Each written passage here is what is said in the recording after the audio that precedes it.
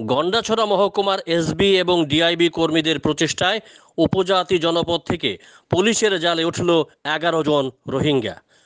যদিও আটক ব্যক্তিরা জানান তারা রোহিঙ্গা নয়, তারা সকলেই বাংলাদেশি।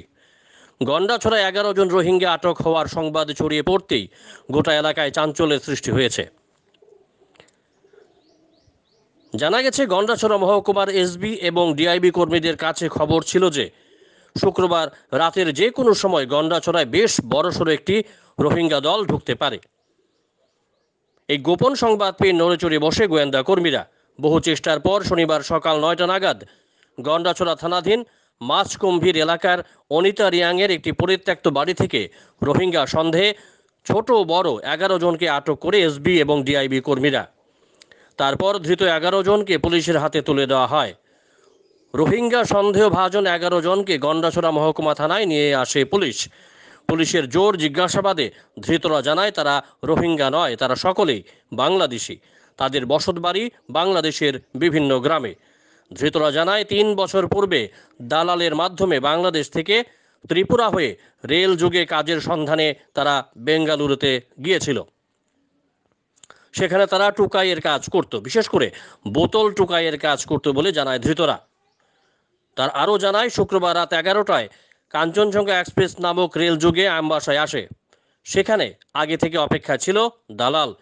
2টি অটো করে দালালরা 11 জনকে নিয়ে গন্ডাছড়া মহকুমার মাছকুম্ভীর গ্রামে পৌঁছায় রাত 2টায়। এর কিছুক্ষণ সময়ের মধ্যে আরও আসে 14 জন।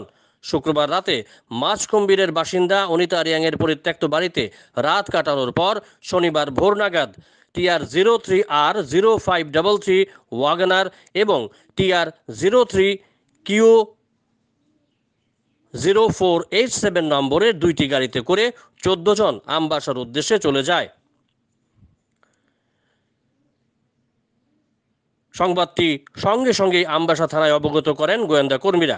বিশেষ সূত্রে জানা গিয়েছে, আমবাসা থানার পুলিশও রেল স্টেশন থেকে 5 জনকে আটক করেছে। ধৃতদের মধ্যে একজন জানায় নিজের পেটের তাগিদেই কাজের সন্ধানে বেঙ্গালুরুতে গিয়েছিল। তারা কেউই রোহিঙ্গা নয়, তবে পুলিশ সংবাদ লেখা পর্যন্ত মুখ খুলতে নারাজ। বিশেষ সূত্রে খবর, ধৃতদের তল্লাশি চালিয়ে প্রত্যেকের কাছে মোটা অঙ্কের বাংলাদেশি টাকা, কিছু অলংকার উদ্ধার করেছে পুলিশ।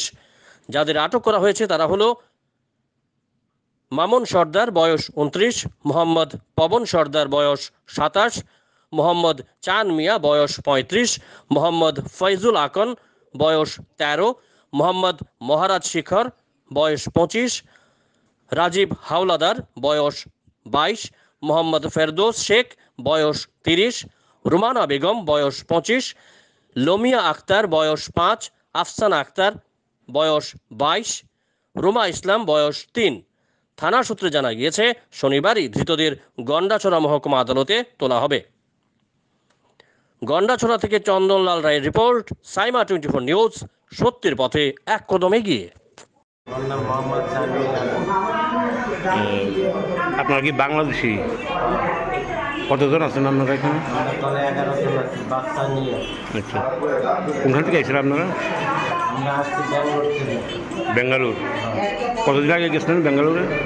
ব্যাঙ্গালোর থেকে হাওড়া আছে, হাওড়া থেকে শিয়ালদা আছে, শিয়ালদা থেকে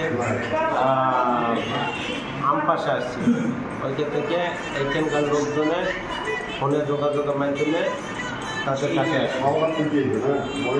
বেঙ্গালুর কী করতেন? ব্যাঙ্গালোর টোকাই কাজ করতাম। টোকাই? হ্যাঁ। এখন এখানে কোন দিক দিয়ে যাবেন? আচ্ছা, কোন দিক দিয়ে যাওয়ার ইচ্ছা আসলো বাংলাদেশে? যদি আপনারা যদি অনুরোধ দোয়া যদি সাইডে দেন তাহলে যাবো, আর যদি না দেন তাহলে আমাদের এইখানে জীবন ম্যাচ শেষ হয়ে যাবে। কারণ আমার এই একটা বাচ্চা, এই বাচ্চাটাই আমার সব কিছু। কারণ আমি 3 বছরের পর্যন্ত আমি আমার হাতে পড়া। আপনারা কি দালাল ঠিক করছিলেন? না।